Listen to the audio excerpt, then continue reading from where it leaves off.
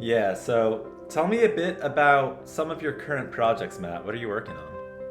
So, I have a YouTube channel called Enterprising Engine 93. I make Thomas the Tank Engine stories and music videos and slow motion crash compilations on it. I've been working on it for about 10 years, and I've also been developing a feature length project for it. I'm also a freelance videographer, so I work with some sports companies and sports broadcast things for local teams and also prospective students who want to send their highlights to colleges.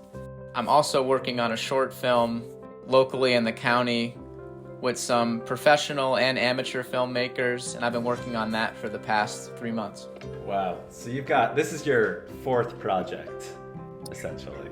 When you're freelance, you kind of have your hand in many pots at once. I'm grateful to be a part of this, but yeah, I do find that like a bicycle, I do have to shift the gears of my brain to adapt to every new project I jump into. Wow, that's wild. So are you still putting a lot of time into your Enterprising Engine channel these days, or is it a lot less than you used to have?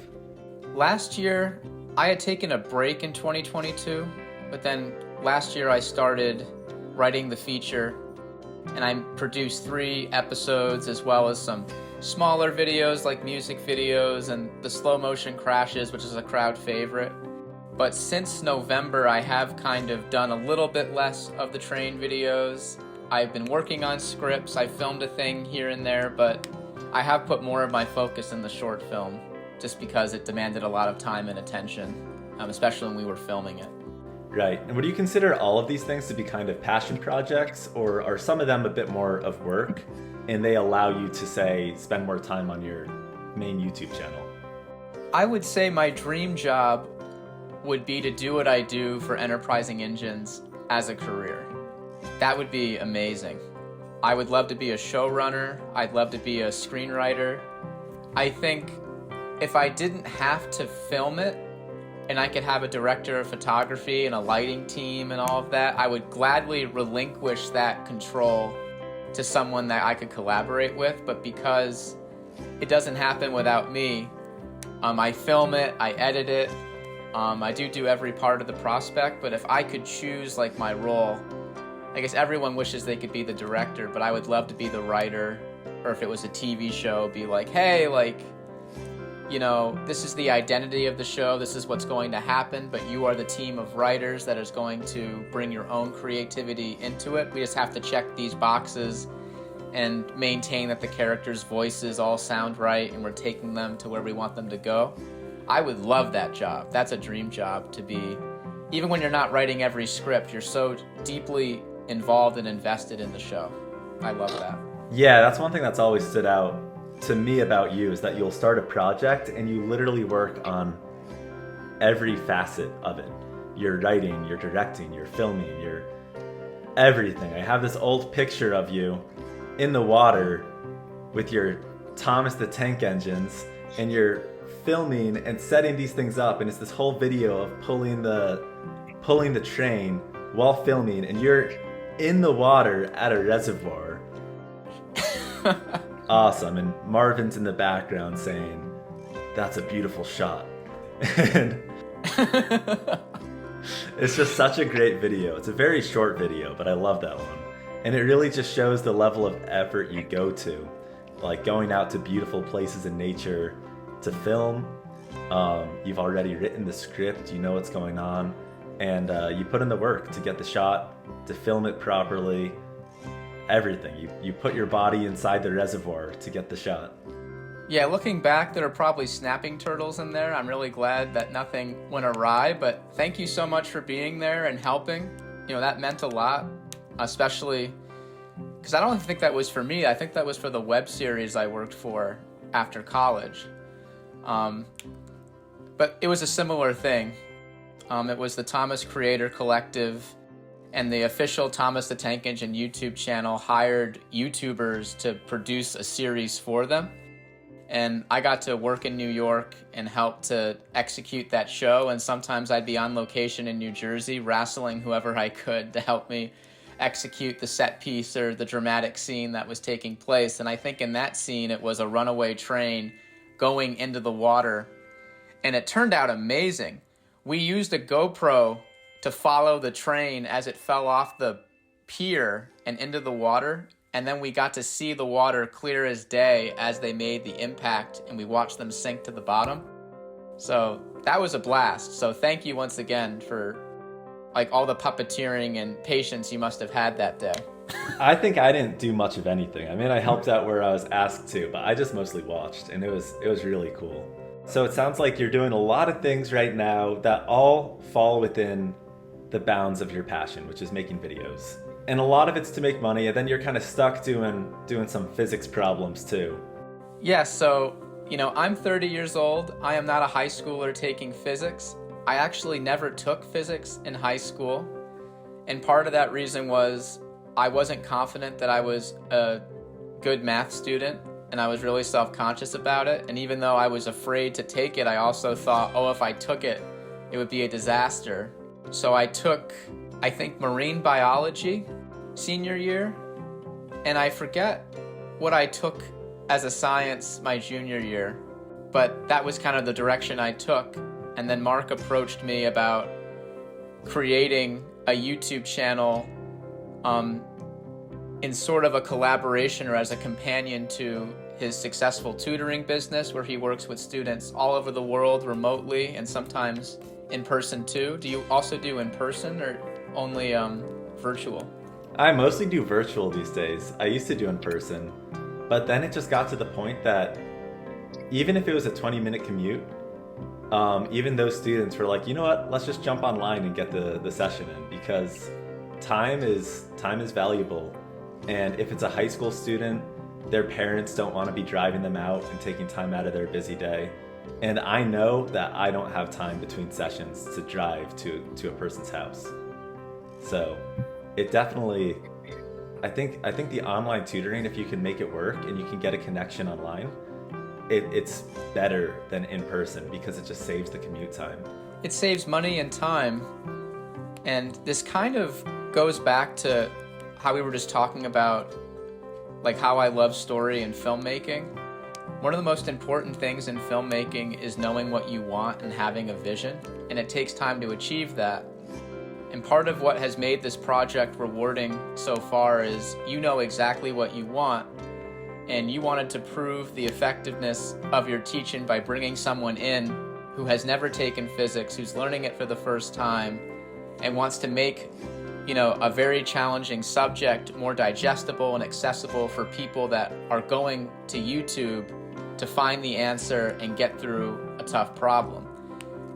I feel like an underdog going through this, but at the same time, I really have never taken physics before. Everything I'm looking at, I either vaguely remember from, unfortunately, 12 years ago, or I'm learning it for the first time. And just seeing that you came to me saying, I don't want you just to edit the videos and help me produce the videos and consult. I want you to be kind of the guinea pig going into it. And when I submit something and I hear your suggestions like, I want to make sure our faces are in it, or, I don't need you to prepare, I want to teach it to you and then have you do a practice problem. Just like a filmmaker, like your effectiveness as a tutor and your brand and what you're trying to provide as a service to your potential students and your current students and even strangers on the internet, that's just so clear. And having that clear vision is what makes something, accessible and easy to digest and good. So that's how I would... Clarity for sure. Appreciate that.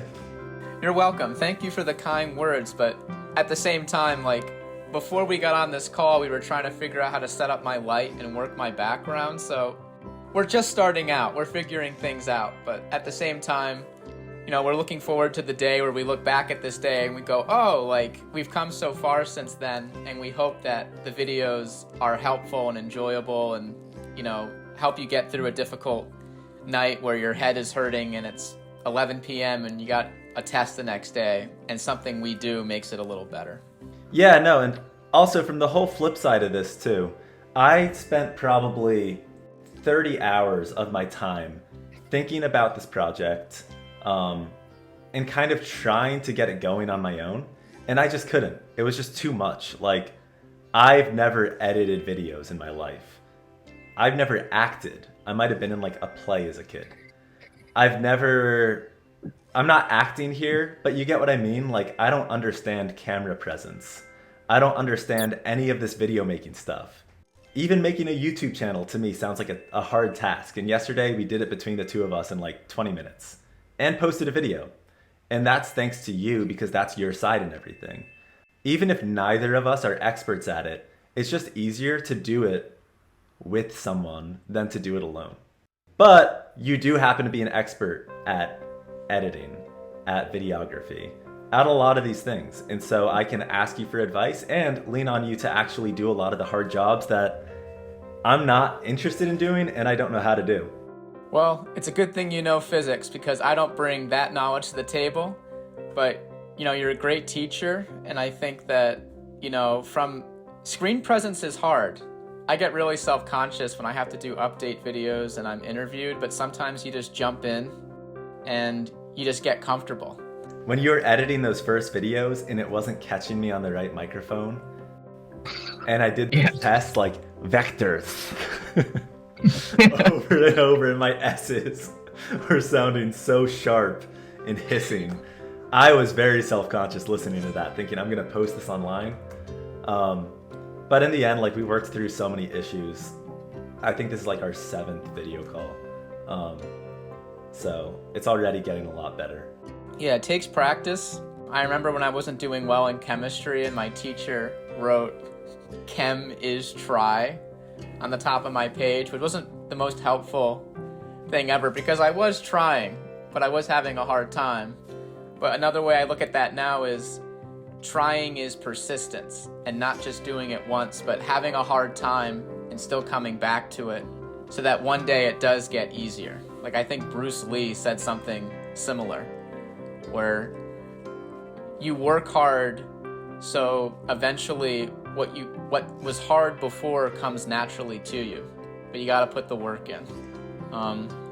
I like that. And whenever I think of Bruce Lee, I always think of his water quote, and water's kind of the same way, that water just relentlessly beats down on things like a waterfall, and it slowly chips away, and it forms the groove in the rock that's going to be the easiest for the water to flow through. It's amazing how many amazing quotes Bruce Lee had, because I don't think he lived past 30. Is that true? Yeah, he was pretty young when he died. That's so unfortunate. Yeah, it's fascinating. This is kind of like a side note. Well, everything here is a side note, so whatever. But like, that's been a lot of my life recently, is kind of trying to... I'll know whenever I'm just like watching YouTube or listening to an audiobook or doing things to distract myself from my own thoughts. And I feel like Bruce Lee just lived a very deliberate life where he didn't hide from his own goals and his own thoughts. He allowed himself to be calmly focused on what he wanted to do all the time. He didn't let himself get distracted easily. And I think just a life lived like that, kind of like a meditative sort of focus, a calm, undistracted focus, will allow you to do so many amazing things in your life. And I don't think Bruce Lee was, necessarily that physically gifted naturally or, any of those things, but he had a great mindset and a great ability to focus and be present with the things that he wanted to do. But I think that's the case for a lot of people who do great things. Not everyone, but Bruce Lee's a good example. He had a very strong mindset. And I'm trying to incorporate that a bit into my life, because like last night, or some nights, I'll stay up until like 1 a.m. watching YouTube, when I could have gone to bed at 10 p.m. And it serves no purpose, I'm just distracting myself from having to get up early and work tomorrow. Yeah, I think that sometimes you just gotta calm down and be like, you know what, things are fine, and just go to bed if that's what you're supposed to do. Kind of live the life that you actually want to live in your fantasy.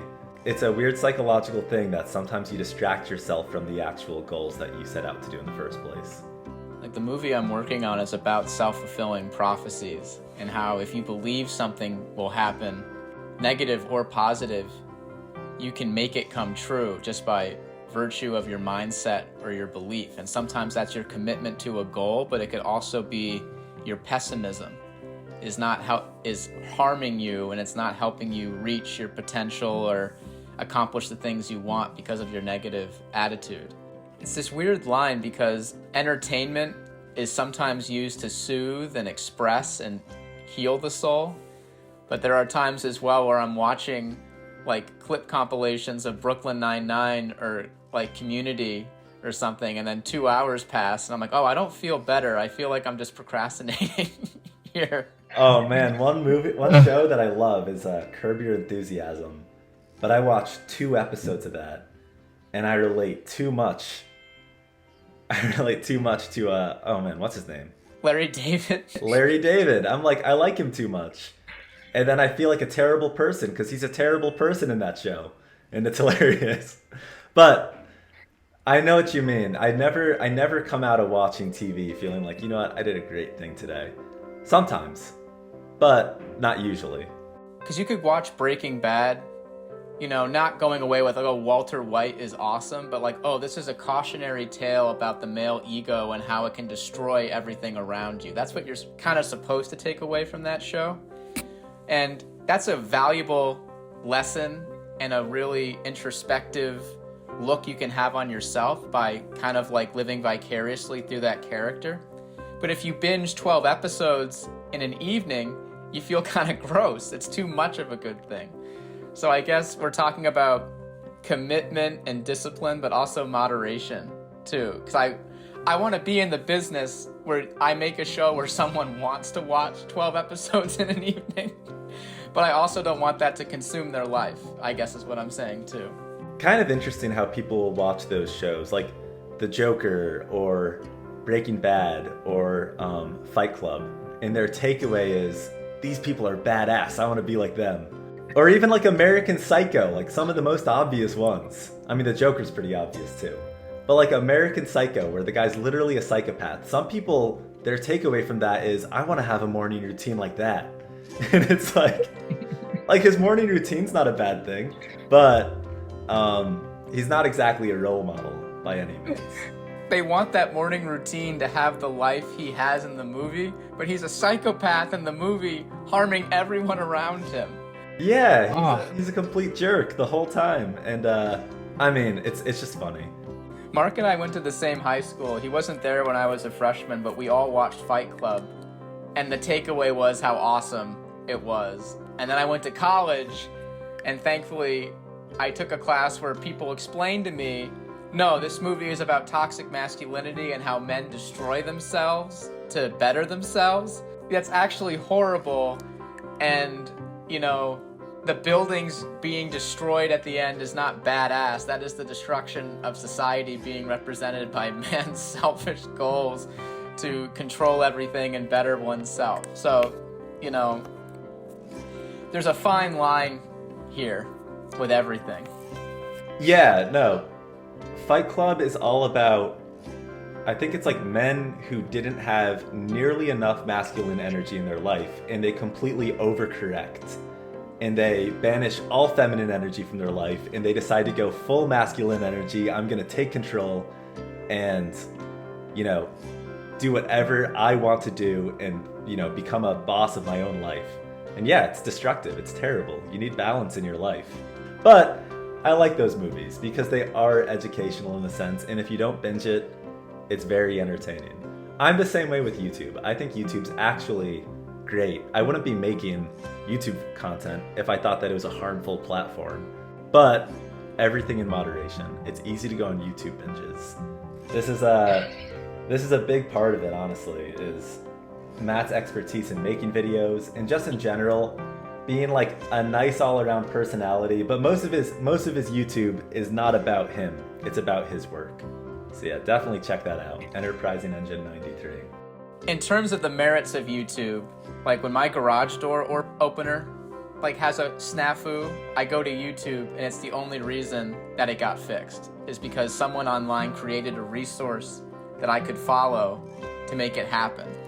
So we're talking about like the kind of the evils of online and getting too invested in it, but it is still an incredible tool that improves life in so many ways. We talk about walking that thin line in between the two. YouTube really is a low effort way to learn for the most part. I always recommend to my students that they go and they read the textbook, but let's be honest, reading a textbook takes active energy. Like, it just drains a lot of people. And doing the practice problems on your own is a drain for a lot of people. Whereas YouTube, all you do is press play and sit there, and it can be explained to you. You can see practice problems being done. And that's the whole point of this channel, is that this is a much lower barrier to entry for most people than would be read the textbook or do these example problems on your own. And a big part of physics too is that a lot of people do the content or do the work and they finish it and they have no clue if it was right or wrong because they've never seen an example done. So this is just taking the stress out of it. This is helping people to build confidence and to do work, or at least expose themselves to physics content without the stress. And there's a lot of stress involved. I went through it myself. I took physics in high school and I was up until 1 a.m. many nights trying to figure this stuff out on my own. And I think the only thing that drove me to do it was my ego and the fact that I had straight A's at the time. That changed later on in college. But my ego was what drove me to work really hard to learn it for myself. But I realized that, like, not everyone has either a big ego about their grades, or just in general a motivation to have to learn something that they're supposed to learn for class. And so making it easy is a good thing. Learning is learning, and learning doesn't have to be difficult or a grind. It really can be easy, and I know that because I've had many experiences where classes where I learned the most were also classes that I felt like I did the least work. And when I felt like I did the least work, I was able to spend the most time learning. Kind of like what we talked about with Bruce Lee. You know, it's just the water and the persistence. But whenever it feels effortless, it just feels like going through the motions. You're still improving and making gains and learning. I really like sports in general because to me they apply so many ways to my life. When I was young, I used to work so hard. Like if I was running a cross-country meet, I would run as hard as I could and at the end I would throw up. All out effort. And I'd get injured all the time. I had ankle injuries, I had knee injuries, I had hip injuries, and I thought I was just unlucky. I guess I just wasn't meant to be very good at this, or like very good at this, because I was good. But then you get older and you see what the Kenyans are doing, and the Kenyans are the best runners in the world. And 6 days a week, they run. Eliud Kipchoge, the fastest marathoner in the world, one of the most accomplished, was running 8-minute miles 6 days a week or something like that. He was going easy. And the guy can run 4:30 miles for 26 miles, but he's running half pace for 6 out of 7 of his workouts. Don't quote me on that, but look him up, look up his workout routine, and it's very easy. And if you ever look at some of the best MMA fighters, the guys out in, I think it's not Kyrgyzstan, Dagestan, those guys are some of the best. And they don't practice hard every day. America has this work hard culture. I used to also wrestle, and in the wrestling room, every day you were doing 300 push-ups and you were wrestling live hard for tens of minutes at a time. And in Dagestan, they say, and like a lot of other countries too, I think Iran and Russia is somewhat the same way, they just drill. And they actually go half pace. And they learn proper techniques, and they learn the proper motions, and they don't overtax their bodies because your body needs a lot of time to recover and rest. And in doing the motions and in persisting and not making it too stressful, you learn. And your body learns, like you have that muscle memory. So stress and effort is necessary, but it's only necessary a small percentage of the time. And the majority of the time spent learning anything should be spent with as little stress as possible. I wish I knew that. I've spent a lot of time kind of like, my life philosophy was kind of like work hard and, you know, work as hard as you can. Um, and that a long time ago led me to actually failing classes in college because I wouldn't sleep. I'd stay up all night and then I'd show up to class and I'd basically sleep through class and I'd be incapable of learning anything in my sleep deprived, exhausted, worn out, thin state. And my answer to myself was, I'm not working hard enough. You know, just a side note. It's tough. High school and college challenge your ability or your method of hard work and discipline in different ways. Whereas the grade levels get more and more challenging, more is asked of you, you're older and you have more responsibilities. And then in college, all of the people that are hovering over you, kind of making sure that you achieve that discipline, they disappear. And then your own discipline and your own freedom overrides everything.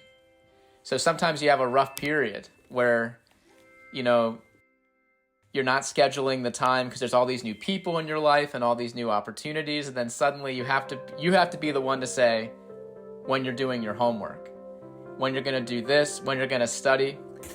And that's rough. Sometimes at college, they say that your grades don't really count until sophomore year because freshman year is just a disaster.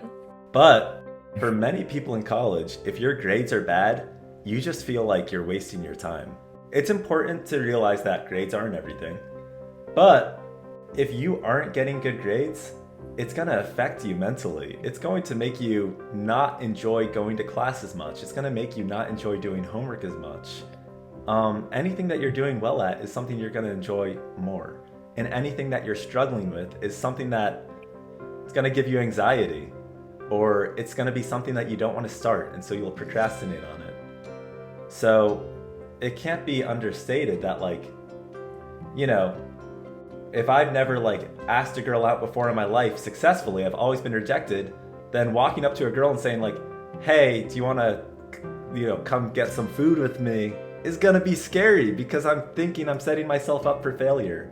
So a level of success in whatever you do is one of the best things you can actually do for your own confidence and for your enjoyment of whatever it is. And I use that analogy because most people can relate to that, but I'm trying to do that for physics. A lot of people hate it because they aren't successful with it.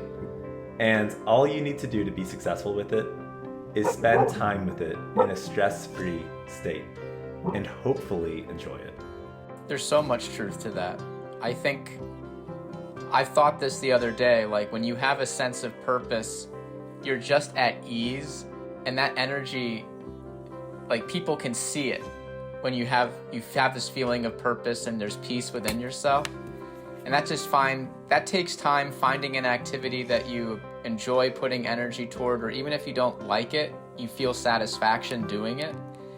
And that's a great step towards peace, something to work toward that doesn't consume your whole life, but kind of just enforces your values as a person and makes you feel good about what you're doing. And that takes time to find. You know, I think I'm happiest when I'm working on a project, and even though there are ups and downs with it, things fall through, things don't work out, I have to learn a new skill. You get to that point where you look back and go, oh, like, I didn't know where I was going to find this singer. Or, oh, I had no idea how to animate this character's eyes or something. And then I get to the point where, like, oh, like, I figured it out, actually. Because especially with art, the journey to success is not a straight line going up. It's a zigzag of ups and downs and suffering and joy, and it's what you sign up for. But I think that creative process applies to so many journeys in life. If you're more forgiving of yourself and more patient, it won't be as tough. You know, accept that today was kind of a drag, but tomorrow I'll get back to it and it might be a little less stressful. Yeah, I think you specifically have always had a pretty good outlook on your work. I think that you've had issues in your life, outside of work that will get you down, and maybe you don't always have the best outlook on them. But with your work, I feel like you're always pushing forward, like leaning into it. And you're always tackling new projects, and you're always kind of scaling up if you have the opportunity to. And I always admire that, because you can really focus on your work. And it's like, I haven't always had that ability. Sometimes I will procrastinate on my work to no end. But I think you've always had a positive relationship with making videos and working with people making videos to the extent that you want to keep doing it. Not saying that everything's positive, but you always come back to it, and you always like kind of press forward with it. And even if a project doesn't work out with these people or this subject, you don't give up the craft. And that's how I know that you're doing the right thing. That's very nice of you to say, because there was a point, like I said, that I paused making content in 2022, or videos in general. I prefer to say videos than content, because I had a big disappointment in a creative endeavor that didn't turn out well. And it affected me so badly that it affected my self-esteem and my belief in myself that I could succeed in this field or a similar field. So 2022 was a tough year. I had a hard time, finding new opportunities. I did kind of start becoming like a sports videographer around that time.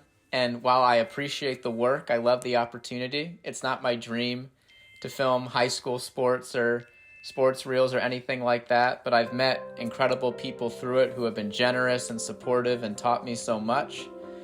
But it was a time where, I steered away from original stories and writing, and a part of me was just rigid and uncomfortable and I might even say a little depressed during that time. But thankfully in January, I still pursue the sports, I still work with them. I'm really grateful for all the work they've given me, but I'm also so relieved that, you take some time to heal and get back on the horse. And I think that's what that period of my life was about, was trying something new and then saying hey, you miss it. Because sometimes I would go to the gym and I would get an idea for a video and I'd be like, I'm going to write it down, but I'm probably never going to make it. And then I ended up writing that script the January of 2023. So even when I gave up, there was still that spark somewhere. And it comes back, even after a big disappointment. I think a lot of the times, people, depression happens whenever you have the death of a dream, or whenever you think that a dream is dying. Michael Phelps got depressed after he was done with his Olympic career. And he talks about it, and he said that, I think he had this goal his whole life, and he accomplished it. And then he had to keep living. And it's how do you live without a goal that was so strong your whole life, and now you have nothing to work towards? So it's good that you didn't give it up, but I understand what you're saying, that you were getting a bit depressed about it because you were kind of maybe afraid to pursue what you actually wanted to pursue, or maybe you just thought that it was hopeless. So I'm happy you got back on that. But depression is, people talk about it as you're not really depressed. And it's what are you talking about? I get it that clinically depressed is a completely different thing. But depression is something that I think a lot of people can relate to, because it's an emotion at times. And it's I feel it's very strongly linked to a loss of hope or regret. A lot of the time, whenever people are depressed, they're stuck in the past. This is what I've heard someone say before, and I liked it. And whenever you're anxious, you're stuck in the future. And you need to just be rooted in the present in order to be not anxious or depressed. Unless you're excited about the future, or you're happily reminiscing on the past, because that can happen too. But it's the negative emotion, regret, and anxiety, or worry, lead to depression and anxiety. It's if you want to be a champion marathon runner, and you are not a champion marathon runner today, so you hate yourself, you're a failure, you're not a champion marathon runner. But if you're in the present, you're oh, I'm going to make the best possible practice run possible. I'm going to do my best. I'm going to eat well. I'm going to get some good sleep. And that is doing more to get you to that goal than beating yourself up that you're not there yet. And that's what it takes to get there, is the preparation and also just the patience and kindness to yourself. I'm kind of a health nut these days. I used to be sore all the time. I used to work out a lot, and I used to even go on runs when I was feeling miserable or injured. And if you're not enjoying it in the present moment, you're probably not doing the right thing. Because if you're going for a run and you have shin splints, you shouldn't be running. If you're, I've had this issue before, I have some stomach issues. If you're sitting around and you feel anxious and you don't know what it is, there might be something wrong with your stomach. Sometimes if your stomach's in a knot, it's not because something's wrong in your life. It's because your stomach hurts. And it's because you ate like a bagel and had a giant coffee for breakfast, and then someone brought in cake and you ate that. And that was my life for a long time, that I was like eating things that were upsetting my stomach and I had inflammation. And I thought, this is what anxiety is. And when I fixed my diet, my anxiety reduced significantly. So that's part of what inspired you to be vegan. Yeah, I'm not vegan nowadays. I actually got inspired to do the opposite eventually. Not inspired, because I still think that being vegan's an amazing thing for your health, for the environment, for animals in general. But I realized that my primary issue with my diet wasn't animal products, it was actually sugar. I don't really eat significant amounts of sugar. I'll have it in Cheerios or milk or like fruit, but I don't add sugar. And I'll eat cake, but I won't buy myself cake. You know, like if I'm at a birthday party, I'll eat a slice of cake. But this is a whole story. I went to Bali a year ago with my friend Andrew. Wow. Amazing time. And something happened with the food, and I was, pooping throughout the night, every night, until noon the next day. Couldn't sleep, couldn't feel good, and I thought, this is Bali belly, whatever they call it. I got some bacteria in me. And I got home, and it wasn't going away. And of course, if you're up all night, then when you're on the toilet, you're researching, what do I do about this? And you're trying everything. And so I was trying everything. It was miserable. Pretty much what it came down to, and I think I read this post on Reddit, was that you're supposed to be eating 28 grams of sugar per day. 28 grams. That's very little sugar. You can get that if you eat a couple of slices of bread and some fruit or something like that. And so the average person in the US eats over 100 grams of sugar a day, easily. If you have soda, it's boom, you're done. You already had 60 grams of sugar or something like that. And that's a single soda.